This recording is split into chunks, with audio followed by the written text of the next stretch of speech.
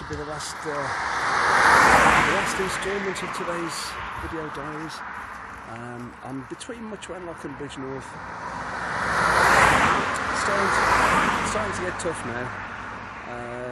Legs are starting to go a bit funny. It's like a kind of, not quite cramp, but if I push it too hard I will get cramp, so I've got to take it really easy for the last 20 miles or so. So yeah, just had a bit of a refill, top up with Oasis I've been drinking today mostly.